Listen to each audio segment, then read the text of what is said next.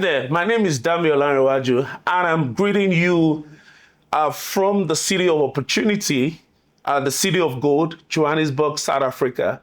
And I'm so super excited. This is the first episode of Showcase Africa. And it's pretty simple. What we're trying to achieve is having conversation around what's going on in Africa, particularly business, right? I'm a diehard Pan-Africanist. But my emphasis is around how businesses and entrepreneurs can actually impact and create critical mass that can go on a global scale. It's so important. We need to stop complaining, right? We need to get to action. We need to be doers. And that's why we're having this conversation, talking to amazing entrepreneurs and thought leaders, innovators across Africa. And this is our first set around the South African or the Southern African market. And it's so amazing to have with me here my friend of about 10 years now, ex-colleague, now current friend. Yeah. I'm super excited already. Lebo is here, fantastic dude. We've known each other for about 10 years. He's an entrepreneur. Of course, he will do the bidding to tell us about who he is and what he's up to. Then we'll pick it up from there. It's a no judgment zone. Everybody's free to talk.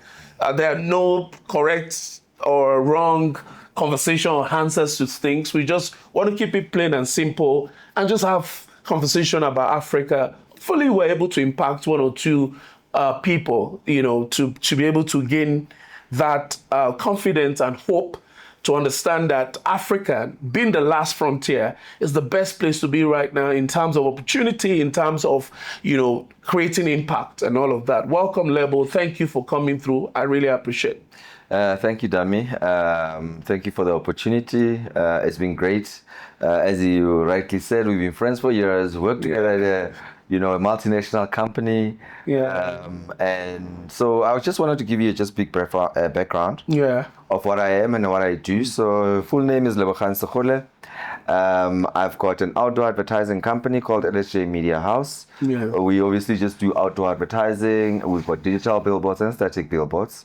Furthermore, we also have got a company that does, an app company that does online stuff. So it's still in the pipelines. I can't divulge more of the details, but it's a disruptive technology that's, I believe, that's going to be transcended throughout Africa. Obviously, we're going to pilot it first in South Africa, and then it will go to the rest of Africa for that matter. But thank you for inviting me this morning. Make a lot of sense. So before the whole deep dive, really, I want you to walk us through your experience in terms of, I'm curious actually to know, because you are a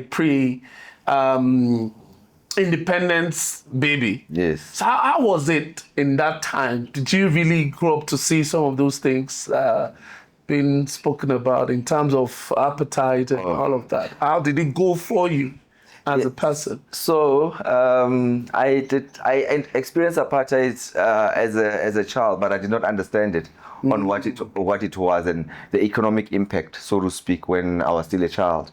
So growing up, you'd see, there'll be trucks that are coming to deliver to the local stores, and all those guys will be stopping those trucks, and they'll be hijacking some of those trucks and looting some of those trucks. The apartheid police would come through, and stop that. There were situations where the police would come through at night and grab my granddad. In the middle of the night, he'd have to go to a police station because they said he was part of a political gathering. Sure. To me, that was normal, and I was still a child. And then growing up, started going to school. We went to schools in the township. It was normal for me. We didn't see anything even including the education system. Where things changed was when the Group Areas Act was introduced in South Africa. What the Group Areas Act was, no black people or people of different races were allowed to mix. So they relaxed that law. Now we could go to white schools. Yeah. We could go to the suburbs. And then when things changed, that's when you started seeing the inequalities. That It became so glaring. Yeah, it became so glaring that we come through in a minibus as the black kids coming to those schools, and yet it was a different one that your parents, you get into a minibus taxi, and yet you look at something that's different. All the white kids were being dropped off by their parents in their own cars. You know, when you go to the school's tuck shop, predominantly what you see is a lot of the white kids are the ones that are going to the tuck shop. They're not really carrying lunch boxes. We are carrying lunch boxes. Yeah, of course. Because the schools are slightly so much more expensive. And also the confidence that the white kids had. This was their mother tongue. Even in class when they're being taught, they are taught in their mother tongue. For you, this is your second or third language. Yeah. And it became very different for us because you are not exposed to that as yet. Yeah. So you must first understand whatever they're teaching you and translate it back into your own language for you to be able to understand. Makes sense. And then when you started going to become friends with your same white scholars that you went to school with, and then they invite you to their homes. Yeah. And then when you get to some of the malls, for the first time when you're going to those areas and you get into the malls, it's the stairs. Yeah. People staring at you as though you don't belong here. Yeah. What are you doing here?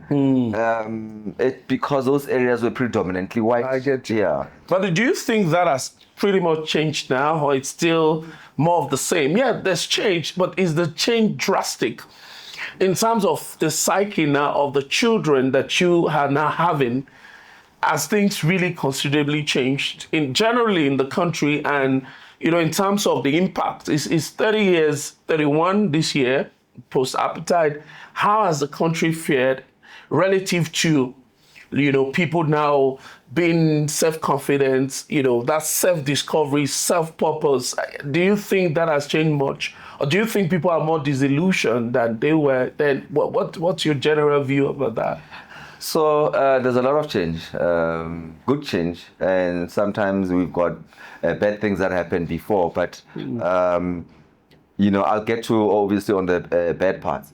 So when you look at where our children are and how they are even interacting with other races, yes, generally we call the Gen Zs, they have no idea of what's happening with what happened before in the past. They don't know our history that much in terms of what we had to go through. They engage so much with their peers with the same confidence as whether it's a white kid, whether it's a colored kid, an Indian kid, or a black kid. They're all Gen Zs. They all act the same way. In the same schools that they are, you'll see white kids dancing to Mapiano, which is something that would never have been heard when we were growing up and when we were listening to Kwaito music.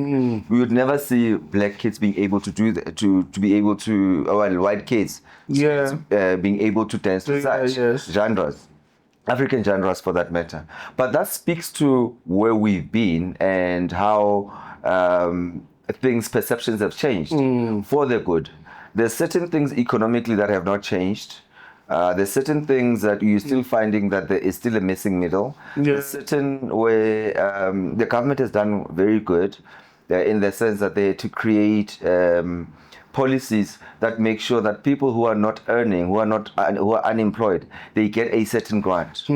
Kids who, at a certain age, they also get certain grants if their parents cannot earn enough, because we have to look at that the poverty within those specific state, that specific segment of the community where they're not earning. But then there's those people who then become dependent on it instead of looking at it as an opportunity that I need to get out of the space. But the government has done well in that sense. There's also there's being a growing middle class, but that's also as growing as it is. They are, I wouldn't say cash strapped, but they've got a lot of debt. Yes. Yeah. We've got you've got a very active, high net worth individual space. I mean, if you look at Senton, I think I stand to be corrected on the numbers, but there's possibly about 15,000 high net worth individuals. That's why you see it's the richest square mile in Africa. And that's even more high net worth individuals than Cape Town, which is now a different conversation altogether. you know. But in environment, you're finding people where it's actually a good thing that happened before, where you're starting to find a lot of celebrities and influencers that are of African descent. Yes. What that means is that even a white child growing can look up to a black Black for the first time. for the first time. Yeah. We never had that before. I get you. Yes. So that's why all you knew is what you look forward to is whether it's rugby, whether it's music, whether it's on TV, it was always looking at a white person. White, yeah. So now that has changed. The dynamics have changed. Makes sense. And that's why it's a good dynamic to have that not only white is good in that sense, Yes. but anyone else can be with the confidence, with what you have and your stature that you do have. You're finding in corporate as well, you're finding a lot of black CEOs, you're finding a lot of black entrepreneurs, your Patrice Motsepe's are there. Remember our president, before he became president, he's a billionaire himself. Yeah. He was running industries. And, you know, as him, even though he came back to politics, yes, he was in politics, he was in mining before, but he went into corporate and he started businesses and he's back into politics again, you know. You look at, there's so many of the, when previous President Thabo Mbeki, you know, when I think he was still president at the time, there was a lot of, and PE had started at that time, there was a lot of black elites that started industries. You've started finding some of them in minings as BE fronts or BE components of those specific businesses. So you started having those people within businesses that we could look up to as well, you know, not only in preferential procurement in the sense of BEE within the public sector, but now you started finding a lot of black millionaires that even just some of regular folks that are not looking only at celebrities, but are looking at people to look up to, which helped the generation before to know that success is not only based on being white, but being you as an individual. I get you. Yeah, so we could So that makes sense because and that's the power of narrative, because that's why it's good to like have this kind of conversation, because you're able to dimension it properly and the context is right, because assumption is easy to make from the outside, you know, but coming in, you are able to speak to people that are really on ground, you know, and all of that. Now let's backtrack a bit. Just for you, you have to walk us through your career, because you've crisscrossed, right? I knew you in the media space doing some EPG metadata stuff, but I know before then you did financial services. At some point you went back to financial. Then I really want to know about the transition to outdoor advertising, because that's almost out of you know your normal flow of career. So can you walk us through your career journey and maybe some learnings also from that? So I started after university. I studied marketing, and I did a diploma in marketing management. So I always had a passion for marketing. I love to conceptualize things, and I'd love to make sure that, you know, how to market it out there, you know. We worked with a few companies just after university. I helped out my dad. He was doing medical aid brokerage. I helped market that for him, and it grew from there. I then left on the journey. I joined CLC, which was the fourth largest. It was a new entrant into the cellular space in South Africa. It was the third, I think it was the third at the time, cellular network operator. Opened up a business within CLC. There was, they had something called the public phone system that will only give for indigent people in different areas of the country. I saw an opportunity, bought those, left CLC, but still became a partner with CLC. So I would have multiple containers within institutions of higher learning, and students love their phones. I understood that. And I had to do the marketing. That marketing element came through from me. And how do we market this? Then I moved from that space because I started knowing that social media was starting to pick up at the time. This is before your Facebooks. There was an app called Mixit. Students started communicating on Mixit. And that's when it dawned on me that this business is Mixit basically was a disruptive technology, and it disrupted my business. So you had to innovate, find ways. So closed shop, I sold the business to another company that had vision to turn those containers into something else. That was not part of my vision. I then went to financial services. This is when I joined ABSA. They had a division called workplace banking, and worked at that. That's when I got into corporate and understood the corporate ethos, understood what you needed to do, started learning how to do KPIs and all the corporate stuff. Worked in there for a while. Then I was an entrepreneur in my heart. I could not stay in corporate for too long. And then I left and I started my outdoor advertising company. And that was closer towards 2010.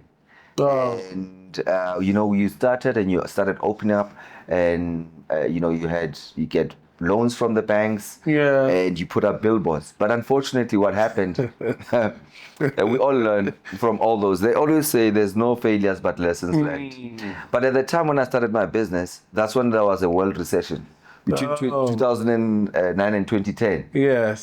And we thought that the World Cup will bring so many of the advertisers that will come through. That didn't happen. We are, including some of the other guys that were in the hospitality space as well. We were all hit.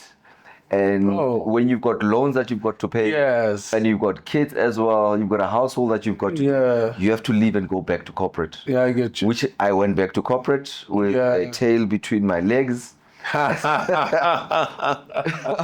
Harsh realities of starting your own business hit. And that's when I went back to corporate, and the company that I work for is some company that we met. I could not believe I stayed so long at that company. But it was a process of recovery. The entrepreneur. I never knew that there was a life before then. I just thought that you were just a corporate guy, not guy. No. Yeah, that's interesting. Yeah, so I had to, get out there and had to be, I used to tell a lot of people, even the amount of money that we're able to make, what I was making at corporate was not even anywhere close to where it was, and, when you get out there and you have to take a much lower position. And we are used to, even when I was working at corporate, the position that I was at, I used to negotiate with people from the CFO levels to your CEOs because of what I needed to do with the value proposition that we're offering as a bank.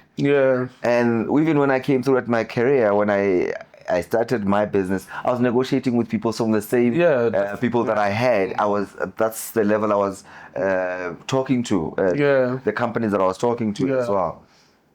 And you go back to corporate, you can't. Maybe you meet the CEO once in a year in the corporate town hall, or you just meet him on the lift. No interface, And also because now your colleagues were not people that you engage with at that certain level. So now you had to adapt in how you speak to your colleagues, because even how you engage with them and how you're sitting. And when you start talking about the visions of the business, you understood the visions of the business and where they want to. And then immediately when you got to that level, they were looking at living from paycheck to paycheck and not looking at how you can add value towards the business. So I did not just sit at my position. I started going to the different divisions. I would engage with your marketing managers, your marketing directors. I walked to the head of marketing at some point. I first spoke to the PA, and I asked the PA, and I said, "How is I won't mention the gentleman's name, but I asked, how is this gentleman? He's a white gentleman, and I asked, what kind of person is he? Can I just walk in and just start talking to him?" They're like, "Try your luck." I walked in. And I started chatting to him, and I told him about my past. I told him about who I am, and I said, "Look, during your lunchtime, I'd love to shadow and sit with you." Wow. And he was okay with it. He didn't have a problem with it. I started engaging. I did not even want to work in his department. There were opportunities that came through in this department, and he even said to me, "Look, I think you should apply for this. Where you Yeah. are at, I don't think this should be." But I understood what my journey was. I did not get you. even apply for those specific positions. I moved, and he moved out of that department.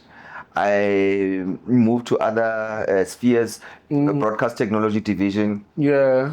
The gentleman that became CEO of MultiChoice at the time, he was still a senior manager at broadcast technology division. Yeah. I used to engage with him a lot. I used to speak to him about ideas. We're still good friends till today. He is, I think, Group CTO right now. Okay. And he used to engage with me at that time and said, "You've got such great ideas. Why are you still sitting at that level?" Yeah. But I knew exactly why I wanted to sit at that level. But how were you able to make that leap, that jump? Because it's not actually easy transiting from a steady paycheck to going back out there. When I transitioned to, it was not particularly easy. In fact, I transitioned from the multinational to go work in an indigenous brand that I know there were not so much structure. Then from there, you have to make a jump. That is crazy. And I see a lot of people not able to do that now. The thing is that the more you even stay, the more difficult it becomes. So how were you able to make that leap into now mainstream? Because that has now, your 2.0 version of full entrepreneurship has now panned out very well. So how were you able to do that? I think for me, it's, over the years, I had a vision. So even with the amount of, as much as I was stabilizing some of the debts that I had, and that's the reason I stayed there longer, I had other side businesses that I had, even although I was still in corporate. You could not live within one salary.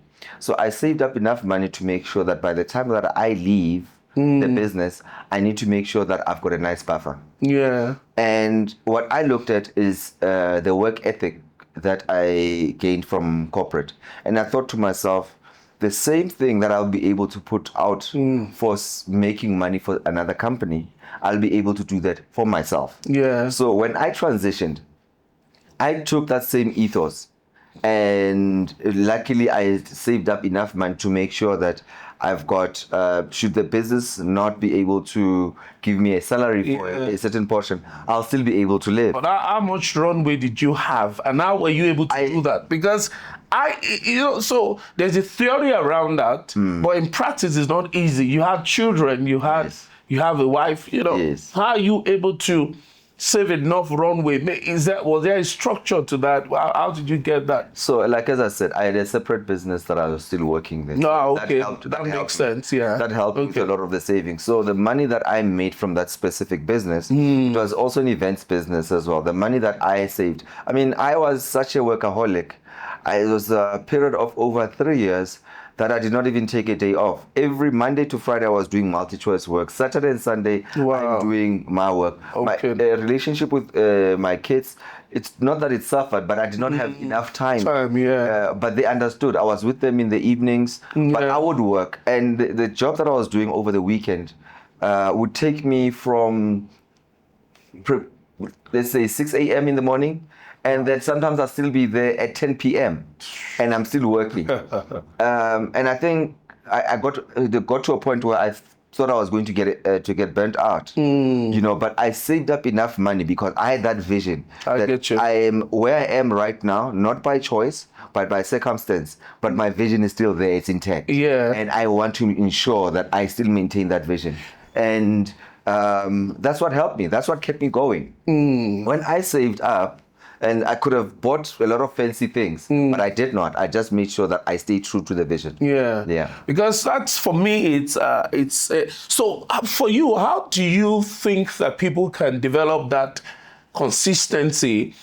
So for me, the issue is that, there's a book, right? It's called Drive. And it's all about this, the science of desire and burning passion and do you think that some people are just naturally inclined to that? Because we talk about laid back people. How can people, is it developable? There's no word like that, but I'm just saying, can we develop this desire, burning desire, or it's just innate and just a drive? Some people will have it, some people will not. In the same way, there's always that debate around entrepreneurship. Are they born or are they made? But I just want to speak to desire for a moment. How do you think that people can build that burning passion and desire that makes them stay true to their vision? The burning passion, consistency. I have that. I don't know how that came about really, but I know I have it. But at times we discount these things because we naturally have it. So for you, was it a natural thing or was it developed? Or from your experience, looking at it now, how do you speak to the subject of desire? Can it be cultivated? Is there a structure around that? How are you able to stay true and all of that? Drawing from your experience. So I believe that you're either born with it or you're not. And depends on your background as well and what your exposure is. There are people who are natural employees. They will never be able to start businesses. They love the comfort of the paycheck at the end of the month. They're not as adventurous to get out there. Yeah. And I believe that, God created it that way for that matter. If we're all entrepreneurs, we'd never have workers. Yeah. You must think about it that way. With you. the industries that you are working with, you've got people who are doing, let's say for that matter, graphics for you. Yes. Or people who are doing social media. And we all have a role to play within a specific value chain. And it is us as entrepreneurs who are out there, who are starting businesses, that we need to be able to understand that every person within the value chain has got a role. And not everyone else is going to be wired that same way. How we then motivate those people within the value chain. I need you to be able to be as good at HR as you can be. And I need to be able to equip you and give you the tools to be able to do your work very well. And when you do your work very well and I equip you that way, that's a plus for me because that adds value to my business. Yes. If I've got developers that are doing a great job, I need them to be able to do that. I need to be able to carry that vision. I'm the vision carrier. The same. Every entrepreneur is a vision carrier of sorts. And you've got it's a leadership. It's a vision carrier and also leadership as well. Get you. And you need to be able to lead people into going where your vision is going to carry the business. Yeah. So I do believe that there is business thought leaders. There are some, you'll find people. There's a book that I used to read. I think every child needs to read that book. It's called Rich Dad, Poor Dad. It speaks about a dad that was very educated and a dad that was very entrepreneurial, And if you look at what it does, how a child that his dad was very educated, told him about you need to be able to go to school, go to university, study, get a well-paying job, and be able to move up the corporate ladder. Yes. Where someone who starts off a business that says, I'm already the top of the food chain, but I'm going to employ you that went to university, that's got all your, your degrees, whether postgraduate and undergraduate, but I'm going to be able to hire you to be able to assist me in achieving the dream of the business. I get you. You know what I mean? So it's always in that two prongs. There's always going to be those that look for safety net. There are those who are not going to be looking at the safety net. I get you. We jump straight from the top of, there's certain people who will do bungee jumping. There's certain people who will jump off a helicopter. There are those people who will never do that. I get you. Yeah, their fear is too high. It's clear, if you look at some of your colleagues that probably are still where we worked, the same with me, you have more people that are still there or have moved on to other career, but you can always pick from top of your finger the number of people that are actually have gone out of that safety net to actually build something, and it makes sense. So let's do some little bit of deep dive now to your business, the core business, which is within the media, marketing and advertising space. To speak to it, how is the landscape here? Because I can see that it's highly competitive. How are you, what's your perception about the outdoor advertising industry, then the media marketing industry? Then we'll now zoom into the economy and doing business in South Africa. But first, to your business, how is it going? What's the general landscape? Then you speak to opportunity within that sector from where you sit or where you stand, depending. Yeah. So outdoor advertising is a very interesting, industry of the media landscape. We started where you'd find just one billboard there and one billboard there, and even within the township sector of the economy, what a lot of mainstream advertisers did not understand back then was the value of the township economy. And because some of us who were born in the townships, we already knew the value of the township economy. Yeah. And in that space, we had to do a lot of education to the guys who were already buying media, saying that there is a lot of value. Back then, they used to just have billboards at the entry and exit of a township. Yeah. And now, then there was no malls even within townships. Yeah. The traffic that was leaving was, even if you were leaving from work, you're leaving the township, there was only one direction to work. And then malls started appearing in the township. And then they started seeing all the malls that started appearing in township. They started seeing the successes of malls in the township.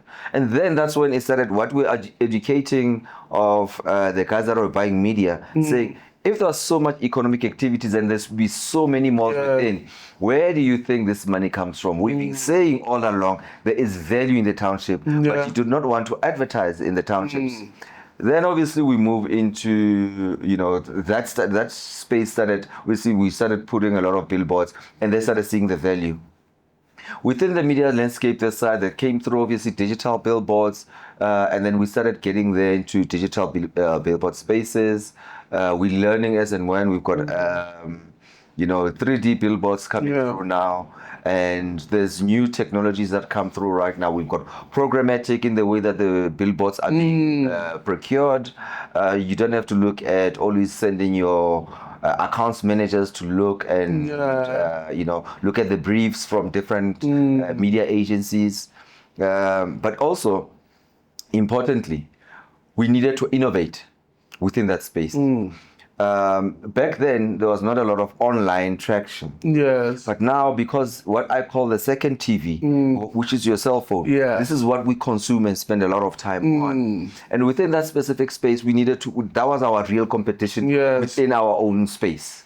And we needed to make sure that, when you look at the cost per clicks, and we needed to start finding, we could not have proper data on how many cars are on the road. We did not have enough data on average how many people per car. We already knew when you were to see that there would be minibus taxis that go past on a specific route, and likely it's carrying so many people. There's so many trucks. You are thinking that there's a lot of people that drive on that way. There's a lot of household where there's two cars, and the one car is the husband going to work, the wife going to work. You're not always going to find a lot of people in one car. Whereas in different areas, you might find that there's probably 1.2 people or 2 people in a car. So when you start looking at the impressions that a billboard will be able to get, you needed to start putting science data on it. So now we start putting AI started coming through now, where you put AI cameras on billboards. On the billboards itself, it's able to put at it's smart enough to be able to count the traffic. Secondly, it's able to see the number of people that are in the car. The cameras this way will be able to see that there's 2 people that are sitting. And then it's able to give you the raw data. It makes it easier to now speak to somebody an advertiser who's still running a campaign. And I can tell you so far right now on your campaign, there's so many, even if you are halfway through the campaign, how many people have actually seen it? What type of cars have seen that specific billboard? You start being able to put QR codes on billboards that your campaign starts moving not only on the billboard but within the value chain, that it can go onto the second screen. That this person scans that digital billboard and that QR code, and they're able to see CGI images of the same thing that's on the billboard. So it becomes part and extension of the full advertising campaign, I get you, so to speak, of the billboard.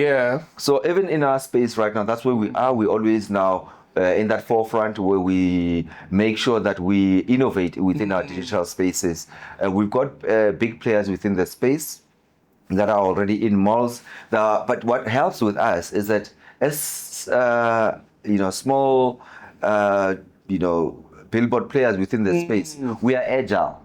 Yeah. We are able to pivot quickly and say this is what we can do. We're able to introduce new technologies where sometimes some of the big companies within our space, they would take time. They have to wait for their corporate office does this, and within the spaces, you have to do proposals that you have to go give to the heads. We have to approve. We have to see the value. You have to. So with us, we can take those chances, and we can pivot. So is it a growing industry? Do you think there are more opportunities within, particularly outdoor, before we zoom into media? Yeah, there's always opportunities. The landscape within South Africa is growing. You've got you have to look at what the government is intending to do. We're creating these new smart cities that are created within Lanseria Airport. If you go to within Gauteng province, there's also a new smart city that's been done in the Vaal. So there's going to be growth opportunities in that sense. You look at where Pretoria, with certain how the growth of the suburbs has grown in those specific areas. The vast land that used to be empty, there's already a lot of high-end residential estates that gives opportunities for growth in that sense, because you still need to be able to appeal or advertise to those people within those specific spaces. So the growth factor is there. You look at markets outside of Gauteng province. Gauteng province can get a bit clustered as such, and especially within the Sandton area, there's an oversupply of billboards. But when you go outside, you go to provinces like Mpumalanga, you go to provinces like Limpopo, where there is actual growth of a middle class in those specific provinces. That's where growth opportunities come through. So we don't always look at the economic hubs of South Africa, which you look at Cape Town, Johannesburg, and KZN. You start looking at other provinces now where there's huge growth opportunities within those specific provinces. So they're not anywhere near saturation point. Okay, so how about regulation? How does it impact on your industry? So because I know in Nigeria, there are a lot of crazy bottleneck around getting advertising, license outdoor, particularly. So how does it work around here? So maybe I can look at probably having something. That's an entrepreneur speaking. That's great to hear. However, you have to understand there's bylaws within our spaces as well that we have to adhere to. You don't want an environment that seems like it's a banana estate where anybody can put a billboard at anywhere. So if you go to City of Cape Town, City of Cape Town has got, their bylaws are very strict in terms of putting off structures and approval of structures. So you'll see less of the structures in City of Cape Town than you see anywhere else. City of Johannesburg, for that matter, there's a lot of billboards. But the cluster within government that approves that space is more relaxed, and they do understand where things would be. And I guess what they're always looking at is a revenue enhancer for the city. The city, if you look at what Joburg has, they've got to you need to find that the government needs to make sure that it's self-sufficient, that it's not depending only on treasury. You need to make sure that it makes enough money that even if they get money from treasury, they are able to make sure they've got an excess in budget.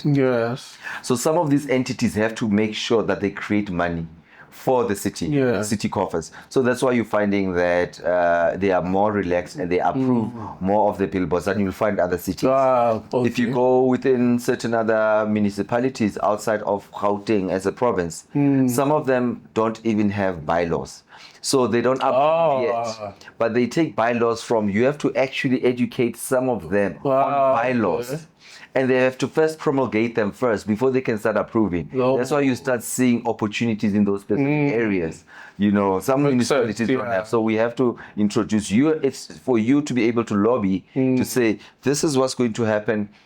look at these bylaws from these specific municipalities. They speak within the other municipalities as maybe municipal manager with that municipal manager, and the planning and infrastructure of those specific municipalities. Yeah. And then the bylaws, when the bylaws come so- through, then you are able to put up the infrastructure. Yeah, so in a sense, it's almost more of white spaces outside of the core, business districts. There are a lot of opportunities there. So speak to media landscape generally. You've been there for such a long time. What are the emerging or the current opportunities? The current opportunity, the emerging opportunity. We're still going to talk about AI at some point because again, this thing gets a bit confusing. We talk about it, nobody does so much about it. Some people are doing so much about it, but speaking to just core opportunities within the system, from media buying to what are your general views? If you were to start a new business now, outside of outdoor, where will you be looking at? Within The value chain of within the media. value chain. I mean, there's still um, I would say it's such a we've got a disruptive technology that's coming in, and that disruptive technology you cannot overlook because it's going to change a lot of things within the space. For the first time, that I think it's Adidas that did an ad using AI that actually went out on the mainstream. Yes. So we cannot even discount it of where it's coming. It's a reality. It's already here. So if you're going to be getting into video production, they might not need this prop. You might have an AI twin that can actually do this podcast. I don't even have to be here. All I have to do is to write what it needs to be able to say, and everything looks proper and more scripted. Yeah. And that happens already. If we are to look at within the space, it's understanding on how you'll be able to work with AI within the specific space. Yeah. How to channel it within the specific space. But when you look at media planning, it can do better media planning than an individual that can do media planning. So we need to find ways. I would say if we were to get out into this space, I would find a media company that employs some of the technologies I that are understand. going to be, because you have to be future focused. You don't have to look at your vision for today. You have to look at what's going to happen in the next 5 Definitely. years. Yeah. So what am I going to be able to use? I would be able to adopt some of the technologies that are coming while it's Yeah. early, while it's Yeah. very early. The same way that when the internet started, social media and the internet Yeah. started becoming more mainstream, we did not say, let's wait and see what it does. Yes. We either went on the bandwagon, and those who did not fell behind. Just to speak to what I'm doing currently, just last night I even downloaded a book called AI in 2041. Right. And the person, what he was trying to show is how AI is going to be in 2041. For me, at the end of the day, I'm trying to even reinvent my company from ground up. To start with, number one, we're changing our consulting focus. To start with, we're trying to emphasize software development on one end, but I'm starting an AI consulting division full time. We've always put it on the list of things we do, but I'm in talks with the person that will lead that particular business unit. And I'm trying to also, for me, I'm trying to upskill in terms of I'm not going to go in and do the nitty gritty of building agentic AI myself, but I need to be able to sell the service. So what I'm doing is I'm not going to wait. It's quite funny that even for us, we've experienced growth in the last 2, 3 years. So there's a tendency for you just to even be not really, okay, yeah, maybe AI from how it impacts a bit, not disrupt. And what I've been telling my staff lately is for them to upskill, because I don't know when the feast is going to be over. By that I mean what happens in the future where maybe clients stop requesting for social media services or SEO services or website development. How are we positioning? For me as a business, I've gone to say, see, let's shift to AI, doing AI automation, AI consulting, AI implementation for clients as against social. Let's milk as many things like a cash cow as much as we can, and maybe that future would exist where both will coexist. That would be a perfect future, right? Correct. But if it doesn't happen, then I have this old thing. Then we can move on to the next thing. Like I've said in different time, I've been able to see AI clearly from all the fluff, and all of that to say, see, this is an extremely disruptive technology, as powerful as social media in 2004, 2005, when social media became fully mainstream, as powerful as when commercial internet became mainstream also in 95. So it's almost like every 20 years or more, you have a technology that will show is not a trend. It's like something that would disrupt our essence as human in the next 20 years or more. So I'm getting that because I was suspecting you were going to go in the direction of media tech or tech in any form, and all of that. Now, speaking to opportunities generally in the economy, because you're an entrepreneur, so I know by default you have the strength or the ability to spot opportunity. Even though at times, when we spot opportunity, you really want to go in, but you caution yourself like, no, I can't spread myself. But other people, it's not everybody that will be able to play in outdoor. In fact, you can have all the things right and still fail in certain businesses.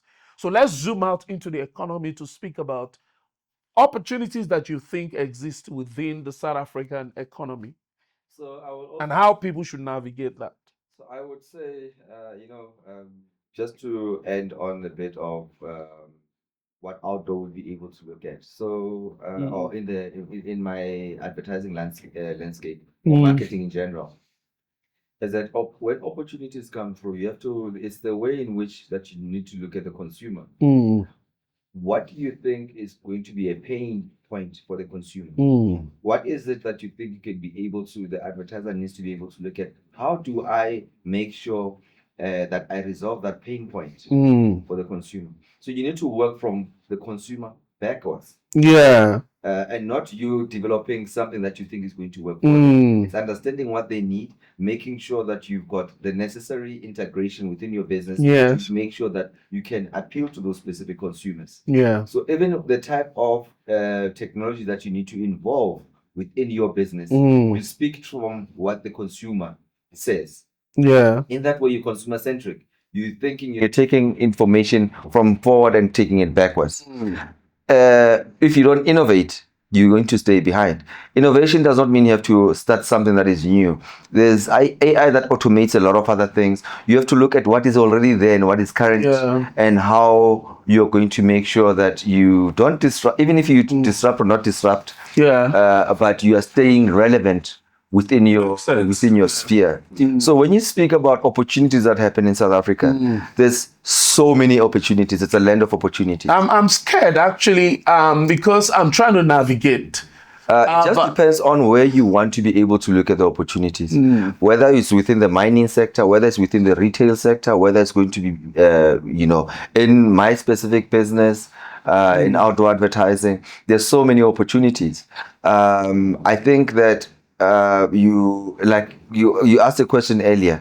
Do you have it or don't you have it? I've got 1,000 ideas that are running through my head. Yes. I don't know if that happens to the next person. And when people say there's no opportunities, I wonder how you say there's no opportunities, because what happens in my head, and I can't implement every single one. Yes. But when I speak to people, we give, you have a brainstorm session at times, and we're having this conversation. Ideas keep coming from those conversations. From driving just down the road and seeing, you can see opportunities. Is the business landscape open up enough for opportunities? I think hell yeah, in South Africa it is. It is opened up for opportunities like that. If you look at is a business confidence on some other spaces, business confidence might be low, but I believe that business confidence is as much as you want it to be. Yeah. If you are confident that it's still going to work within that specific space, there are those people who look at their investments and keep thinking, you know what, maybe it's better that I take my investment and take it elsewhere. Yeah. I take it and say, there's still so much opportunity within South Africa that I will start here first. I get you. Without a doubt. So let's now zoom in into maybe an entrepreneur like me trying to set up and all of that. Again, because the essence of this show is, as it's called, Showcase Africa, is to be able to showcase what people are doing. Of course, on one hand, opportunity that exists. More importantly, the issue of cross-pollination of ideas, of people doing business together, in terms of collaboration and strategic partnership and all of that. What will you say to a foreigner trying to come in? And I mean from Africa, because what I'm saying is that effectively we're going through second colonization in Africa. The Indians are coming in, taking advantage of these opportunities. The Chinese are really full-blown over African countries. But it's almost like Africans are oblivious or blind to these opportunities across 54 markets. And for me, that's a problem. Of course, I can reckon, because as an entrepreneur myself, trying to crisscross Eastern Africa to Southern Africa, of course, my main base is West Africa. I've gone through a lot of stereotype. I've gone through a bit of stress, even navigating the space, registering, doing this and that. At times you're looking at, am I really making the right moves in terms of expansion and all of that? What do you think about doing business across other countries, the place of collaboration and Africans coming together to own Africa? We can market within ourselves, notwithstanding the bottleneck. The problem, I think, starts from the government. They are unable to work together. It's so amazing up till now that we don't have an African passport. Whereas other advanced economy like the EU has that, they've had that forever. But in Africa, we don't have that. It's difficult to move from country to country. There's a visa issue and all of those things that you have to navigate. And so how do you speak generally to that issue around trying to stretch beyond our local to do business in other places? So I believe I looked at, rightly what you said. Unfortunately, our politicians throughout Africa have really let us down. The people have looked at I think they've got a me approach instead of looking at a community outlook. Their vision is very short-sighted. So even when other people come through, we've relaxed the laws to make sure that certain nationalities can come through and do, as you rightly said, colonization 2.0 happening in Africa. But I think it's within situations that we find ourselves like this, where you come from a different country, I'm from a different country, we can collaborate.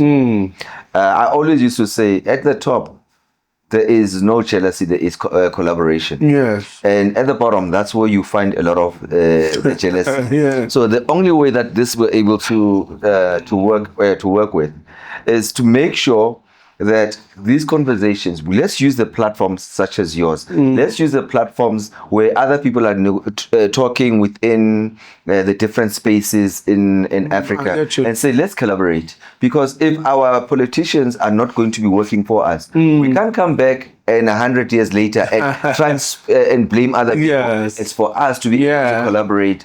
If I'm going to be opening up my business, I have to look at my business not as South Africa. I need to look at it as an African business. That is what I'm saying. As an African business, I can collaborate with you in a different country. I can collaborate with somebody in a different country. If you come through from Nigeria and you're looking and you open up your business, don't look at I'm opening up a digital advertising business for Nigeria. Look at it, I'm opening it for Africa. Yes. If we all have the same mindset, it becomes easier for us to collaborate. We've got opportunities in Nigeria. We've got opportunities in South Africa. If you look at where the world is going in terms of AI, for that matter, with AI, who's going to be generating energy to be able to power those mega factories and those gigafactories? For those that comes through, where is the raw material coming from? It comes from Africa. Yeah. So why aren't you, if in that country, create the raw material, don't export it out, bring it to South Africa? Yes. Where if there is going to be a gigafactory, it becomes cheaper. Yes. If I have to go buy it in China, it might be more expensive. But if it's within the continent, we have an intercontinental agreement that the things that work within, I should be able to trade and exchange those ideas and buy those raw material properties cheaper. Yeah. So basically, so for me, as we begin to draw it to a pretty much to a close, I think, and because you have to evaluate, right? And because beyond even the conversation that's going on, there's some unsaid stuff. For me, I've been able to distill it, and I'm thinking the major issue is the issue beyond jealousy. It is not that primarily; it's the issue of distrust. How do we handle that? Why is it so easy for us to almost trust maybe people from Europe, US, in coming here? In fact, we celebrate them. We almost worship them, so to speak, give them that unusual whatever. But when it comes to Africa, we're suspicious of one another. How do we really? Because without that, we can't get any business done. So I think that it's a narrative that was created before. Remember that a lot of the African countries, we only got our independence, whether it was in the 60s or it was in the 70s, and the narrative was pushed through that Africans would not be able to they cannot do it on their own. And even with environments like here in South Africa, it creates a position of distrust. And unfortunately, some of the politicians made that into distrust. There was always going to be wars within Africa. Within those wars, there are people fighting for resources in those specific. So now when you look at that, we're always fighting amongst ourselves.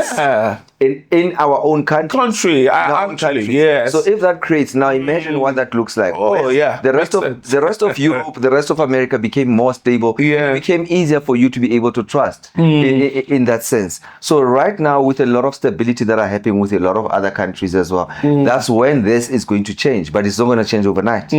So let's not assume or think that let's work with a long vision. I get you. Let's say for the next 20 years or 30 years, things will become better. In the next 100 years, there won't be that issue of the distrust between another African and another African because they come from that specific country. I get you. Yes. Yeah, so that speaks to it, because you never would be able to know that there will be so much stress in terms of, people collaborating. As an entrepreneur, you're enthusiastic, you really want to move and all of that. But unfortunately, you get in addition to the administrative bottlenecks, then you start having on ground the issue around trust and all of that. It becomes a bit complicated. Even trusting the locals to be able to get them employed to do the right things. For example, I employed somebody briefly in Kenya, and she went her wall on me. I couldn't find her after the first salary. You are just a bit confused as to that.